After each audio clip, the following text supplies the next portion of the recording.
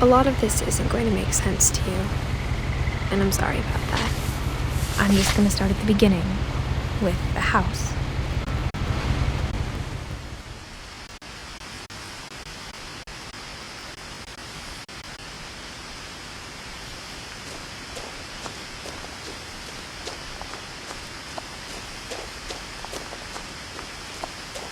I lived here until I was 11, but I wasn't allowed inside half the rooms.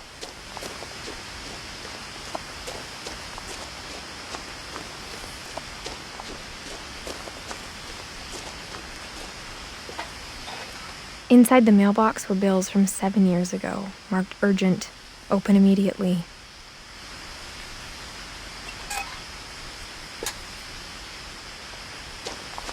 I hadn't been back since my brother Lewis's funeral.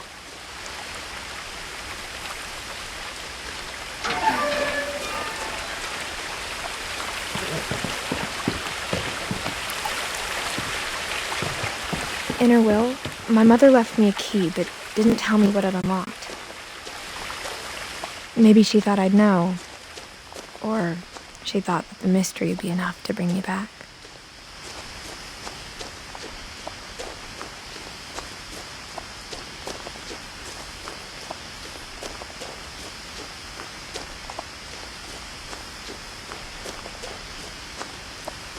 No one had driven this way in a long time, but I saw a few hoof prints.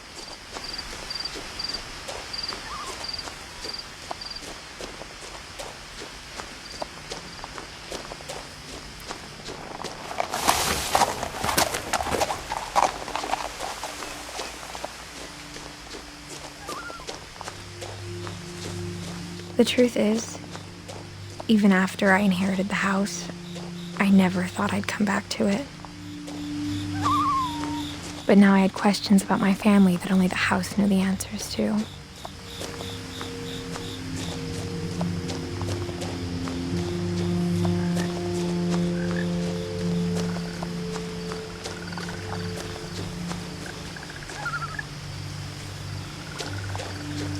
The house was exactly like I remembered it, the way I'd been dreaming about it. As a child, the house made me uncomfortable in a way I couldn't put into words. Now, as a 17-year-old, I knew exactly what those words were. I was afraid of the house.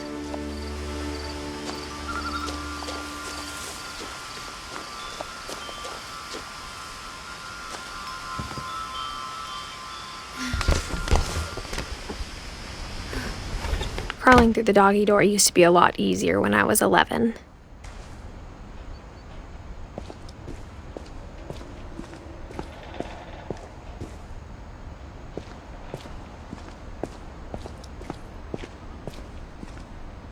The power had been turned off the night we left. For the first time in years,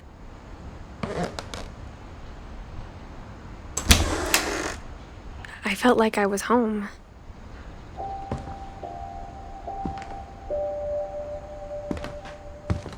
But instead of a family, there were just memories of one.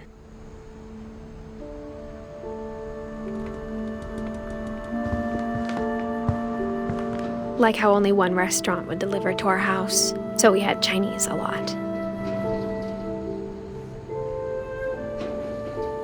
Or how after Lewis started working at the cannery, we all got sick of eating salmon. Except our cat, Molly.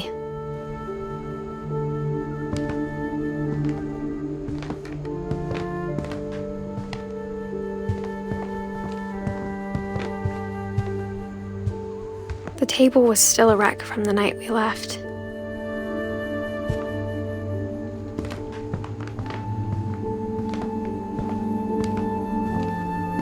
My mom was the only one of us who could imagine Great-Grandma Edie living in a nursing home.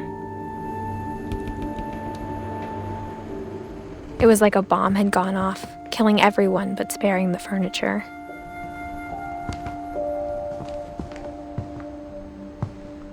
Nothing in the house looked abnormal. There was just too much of it, like a smile with too many teeth. Even the fireplace had a story. Edie told me the bricks came from the original house, after it sank.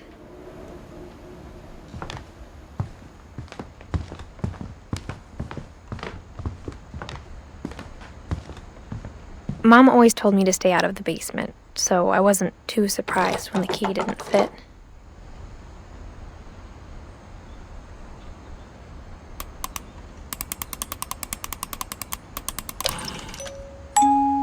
Great-Grandpa Sven built a music box for Barbara, along with the rest of the house.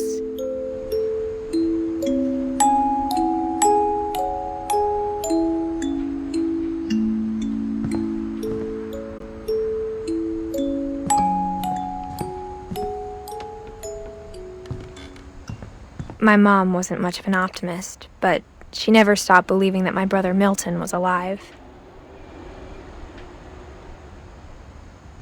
A lot of things got left behind in the whirlwind of that last night.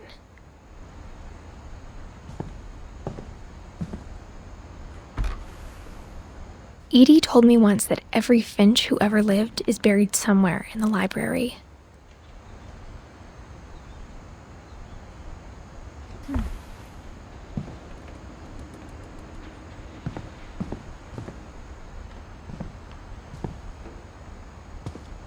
After Milton disappeared, Mom sealed up all the bedrooms.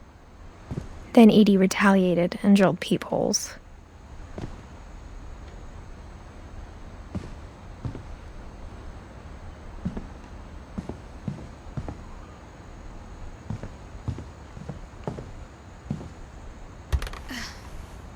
Molly always seemed like a girl I could imagine being friends with, if she hadn't died in 1947.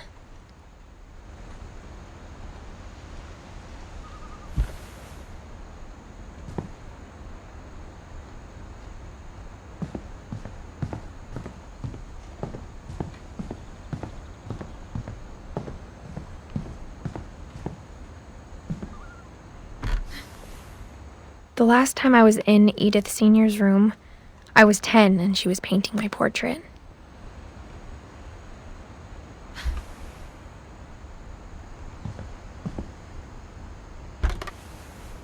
As a kid, I just assumed every house had peepholes and sealed rooms you weren't allowed inside of.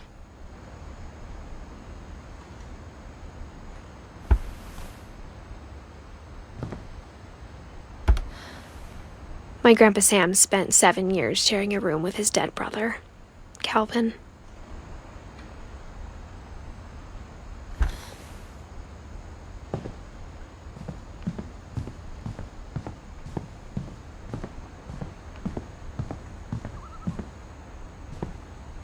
Edie's father, Odin, built the original house.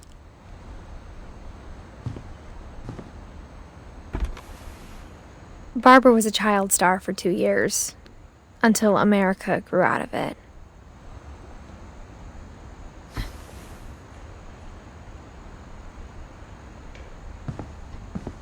Whenever people ask me about my family, the first thing they always want to know about is Barbara.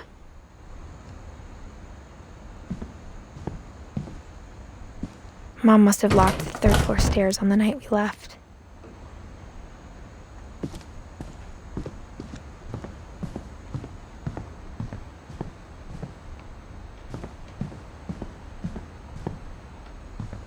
I spent a lot of time playing in Great Uncle Walter's room. I think my mom sometimes regretted not sealing it up.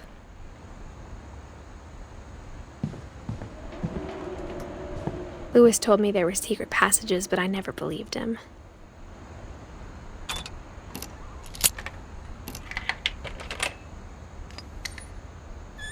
Turns out, my mom was really good at keeping secrets. Now it was time to find out what my mom had been afraid of.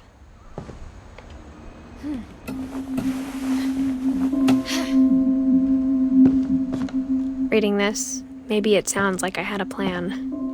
From the paintings on the wall, it was clear my brother Milton had been here before me.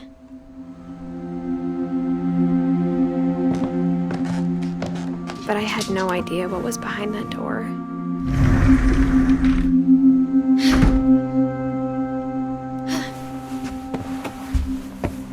Just like I had no idea where all this was gonna lead.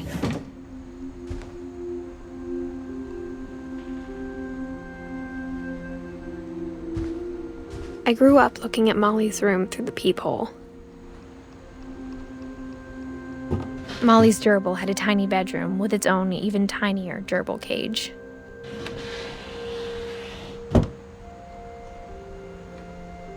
Being inside for the first time, I felt like I'd stepped behind a painting.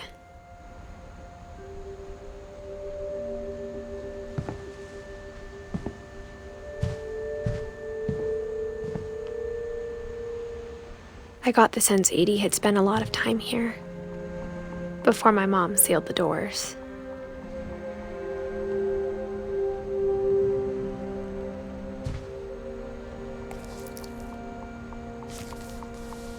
December 13th, 1947. Dear Diary, I'll be gone soon, but I wanted to tell somebody about what's gonna happen. It started when Mom sent me to bed without dinner. I woke up and I was starving, so I looked around for something to eat. The gerbil food was dry, but I didn't mind it.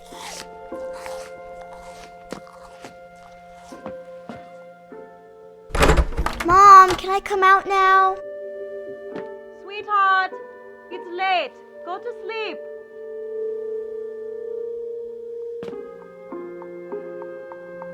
My Halloween candy was all gone.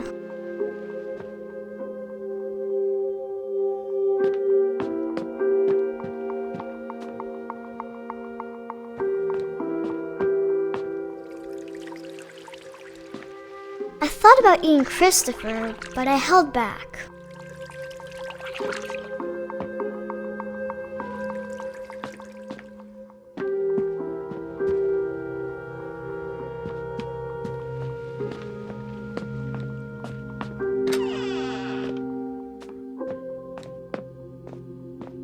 I kept eating and eating.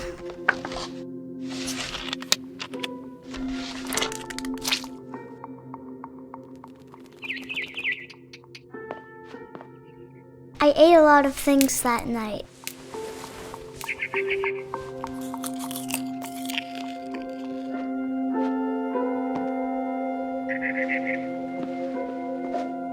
Then I heard chirping outside my window. It was a barn swallow going back to her nest. I reached out for her.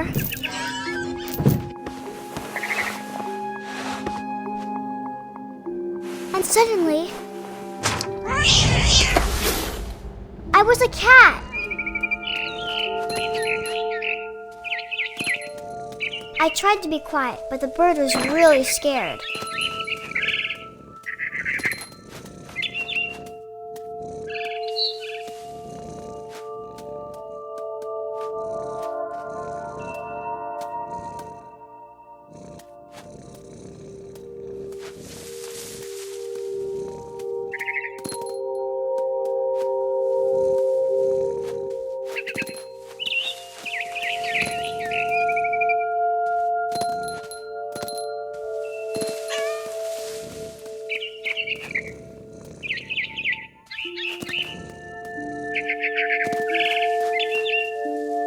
I jumped and I almost got her.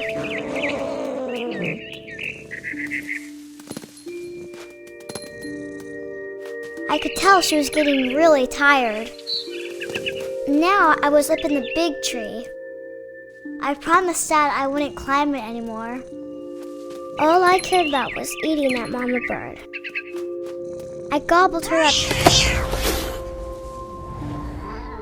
And suddenly, I was an owl. First, all I heard was the wind. Then I heard little teeth nibbling in the grass.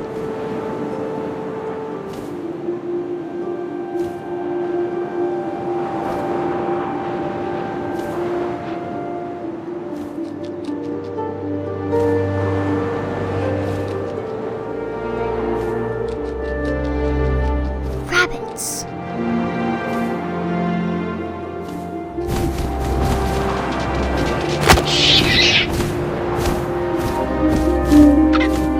Imagined his face looking up and seeing mine through my talons. I swallowed him up, and I didn't chew one bit. Then I flew off to find something bigger.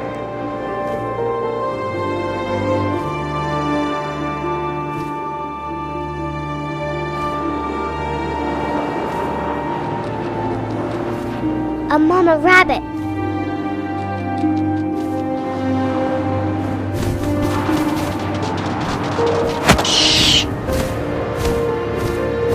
She was almost too big to carry. I started choking, but I couldn't stop eating. And suddenly, I was a shark!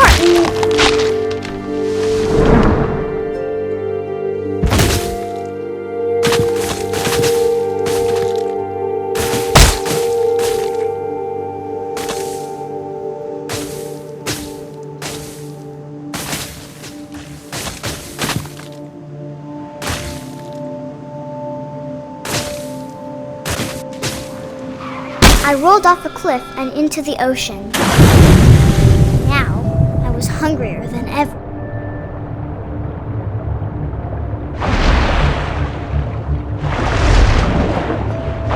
I wanted fat, juicy seals.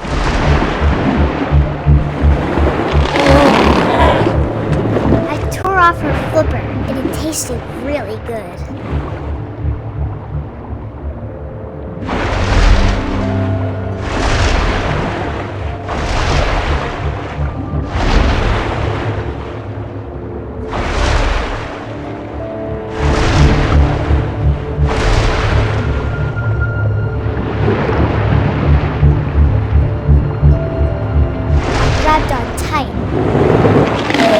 So hungry, I jumped out of the water. When I opened my eyes, everything had changed.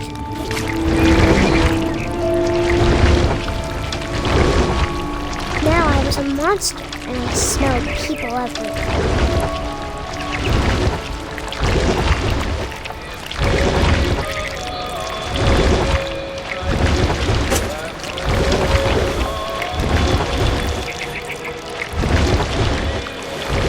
I was big, and I moved real quiet.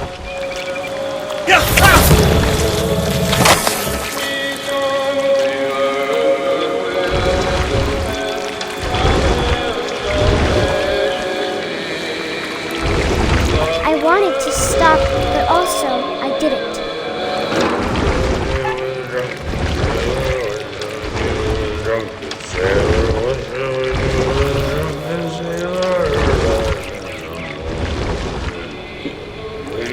Belly was rusty, his belly was rusty, his belly was rusty, razor.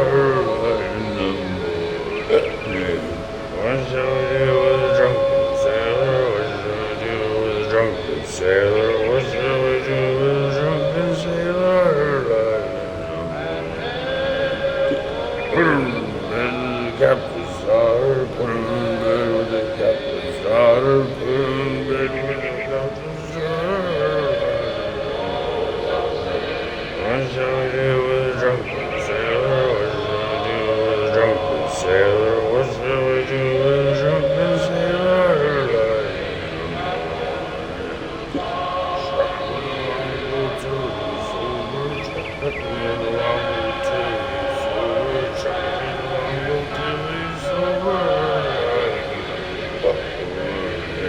What shall we do with a drunken sailor? What shall we do with a drunken sailor? What shall we do with a drunken sailor? Put him in the scuppers with a hose by bottom. Put him in the scuppers with a hose by bottom. Put him in the scuppers with a hose by bottom. What shall we do with a drunken sailor? What shall we do with a drunken sailor? What shall we do with a drunken sailor? Heave-ho, she rises, heave-ho, she rises, heave-ho, she rises.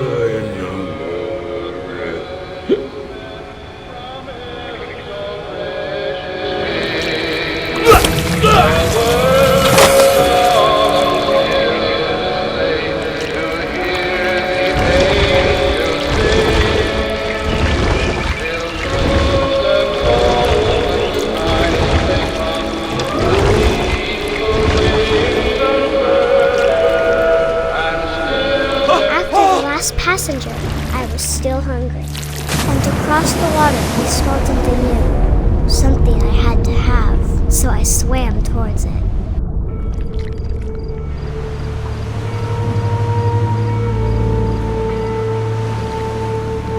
I slithered onto the sand, and the good smell went into an old pipe.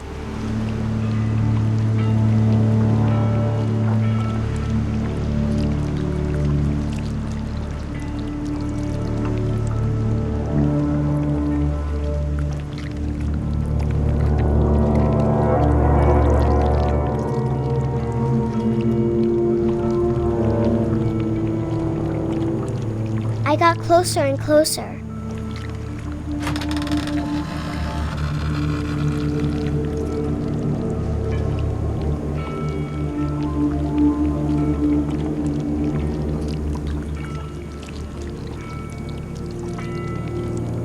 All my stomach started growling. And suddenly, I was me again. I held my breath for a long time, but I couldn't hear anything. I think it's waiting for me to fall asleep. But it's not going to wait much longer. It needs to feed, and we both know I will be delicious.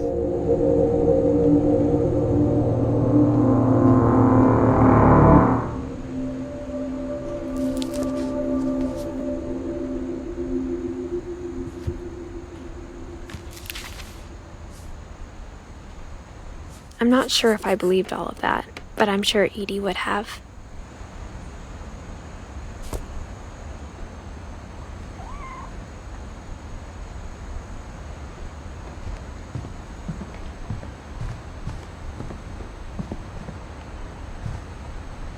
I can't describe it, but I felt like some part of Molly was still here.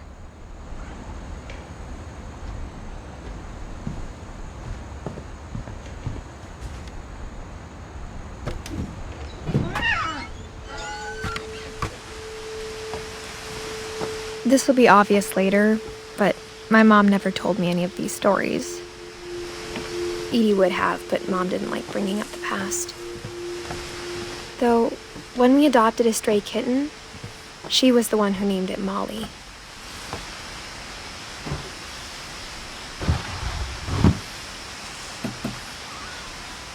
I spent a lot of time in Great-Grandma Edie's room.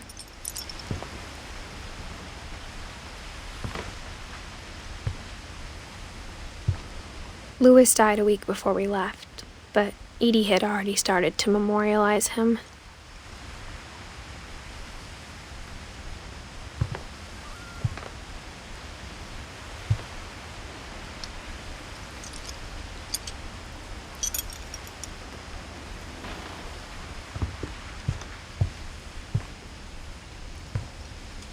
When Edie told people Sven was killed by a dragon, she could also have said he was building a dragon-shaped slide that collapsed. She could have, but she didn't.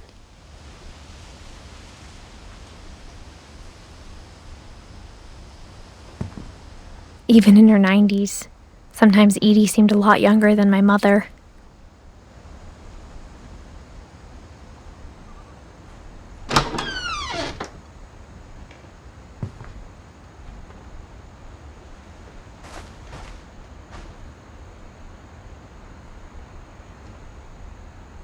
The only trace Grandpa Sam's first wife, Kay, left on the house was the pink bathroom. It was a pretty big trace.